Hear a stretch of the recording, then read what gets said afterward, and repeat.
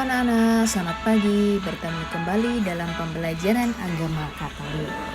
Untuk pembelajaran kita hari ini, materinya adalah agama-agama di Indonesia.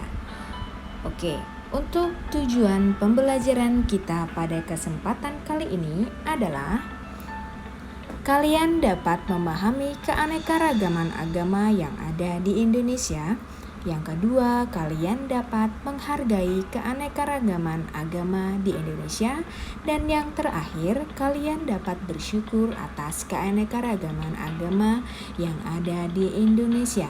Oke anak-anak, sebelum kita memulai pembelajaran, ada baiknya kita berdoa terlebih dahulu. Dalam nama Bapa dan Putra dan Roh Kudus, amin. Selamat pagi ya Tuhan. Terima kasih kami ucapkan kepadamu karena Engkau masih memberi kami kesehatan sehingga kami dapat belajar. Ya Tuhan, kiranya Engkau membimbing dan menyertai kami semua sehingga kami dapat belajar dengan baik. Amin. Dalam nama Bapa dan Putra dan Roh Kudus. Amin. Oke anak-anak, kita langsung masuk saja ke materi pembelajaran kita hari ini. Agama yang ada di Indonesia, yaitu yang pertama ada agama Hindu, yang kedua ada agama Buddha, yang ketiga ada agama Islam, yang keempat ada agama Katolik, yang kelima ada agama Kristen, dan yang terakhir ada agama Konghucu. Mari anak-anak kita masuk ke materi agama yang pertama, yaitu agama Hindu. Agama Hindu merupakan agama tertua di Indonesia yang masuk pada abad pertama Masehi. Untuk hari raya agama Hindu sendiri itu terbagi menjadi dua bagian, yaitu menurut kalender Saka ada hari raya Nyepi dan hari raya Siwaratri. Lalu yang kedua, hari raya berdasarkan kalender Bali. Ini terdiri dari hari raya Galungan, hari raya Kuningan, hari raya Saraswati, hari raya Banyu Pinaruh, dan yang terakhir hari raya Pager Wesi. Lalu untuk tempat beribadah agama Hindu sendiri itu adalah pura. Nah, untuk kitab suci dari agama Hindu adalah kitab Weda. Kemudian ada agama Buddha.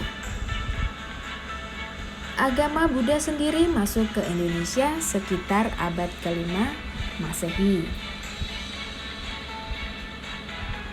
Hari raya agama Buddha adalah Waisak, Magha Puja, Asada, Katina, dan yang terakhir adalah Ulambana. Untuk tempat ibadah dari agama Buddha adalah vihara. Dan kitab suci yang dipakai oleh agama Buddha adalah Tripitaka. Selanjutnya, kita akan mempelajari tentang agama Islam. Agama Islam masuk ke Indonesia pada abad ke-7 Masehi melalui perdagangan.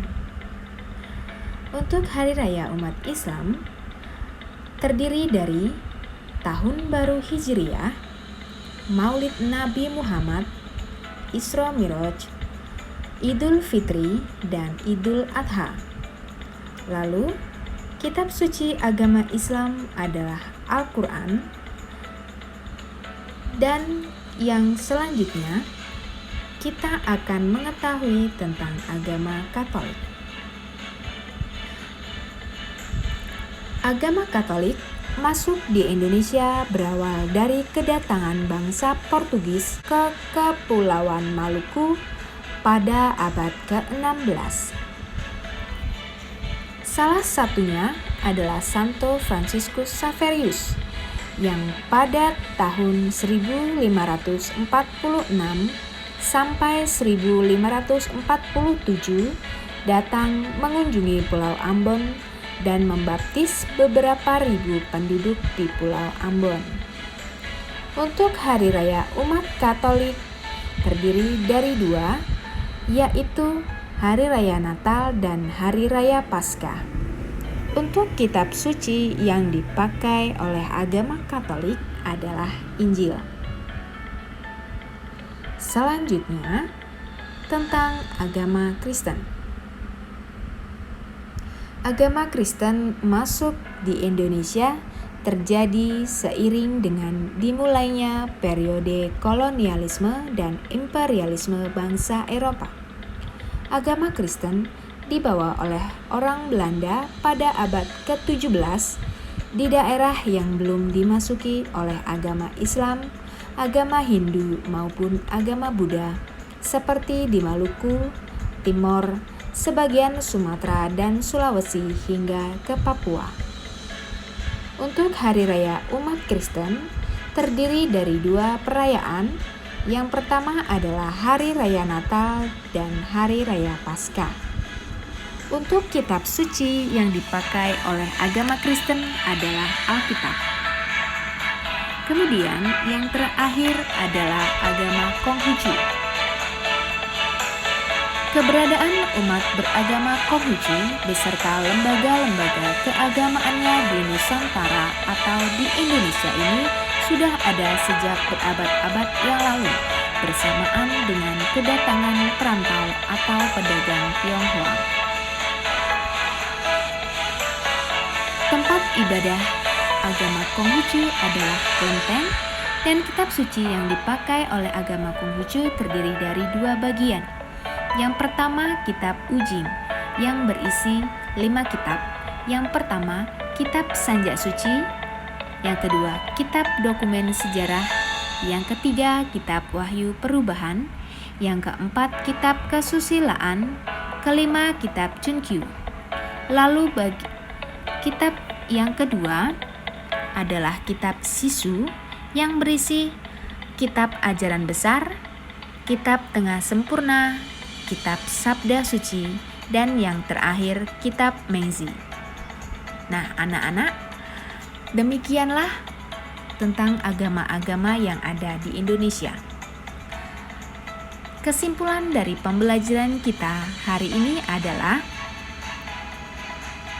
Indonesia merupakan banyak sekali keanekaragaman suku, budaya, dan agama. Lalu, sikap kita terhadap sesama teman kita yang berbeda agama adalah saling menghargai dan menghormati. Nah, ketika teman kita atau sesama kita yang merayakan hari raya kebesaran agamanya, sikap kita adalah memberikan ucapan selamat ketika sesama kita merayakan hari raya keagamaan. Untuk tugas kita pada pertemuan hari ini adalah kalian diminta untuk membuat sebuah poster tentang menghargai dan menghormati umat beragama. Adapun ketentuan dari tugasnya adalah yang pertama, kalian diminta untuk mengerjakan di kertas HVS di garis tepi kira-kira 1 cm dan diberi nama serta kelas. Nah, anak-anak, tadi kita sudah memulai pembelajaran dengan berdoa, maka marilah kita menutup pembelajaran ini dengan berdoa. Marilah kita persiapkan hati untuk berdoa. Dalam nama Bapa dan Putra dan Roh Kudus. Amin. Ya Tuhan, terima kasih atas berkat-Mu. Kami semua dapat menyelesaikan pembelajaran hari ini dengan baik. Semoga ilmu yang telah diberikan oleh para guru kami dapat berguna bagi kami semua. Amin. Dalam nama Bapa dan Putra dan Roh Kudus. Amin. Terima kasih anak-anak, semoga Tuhan memberkati.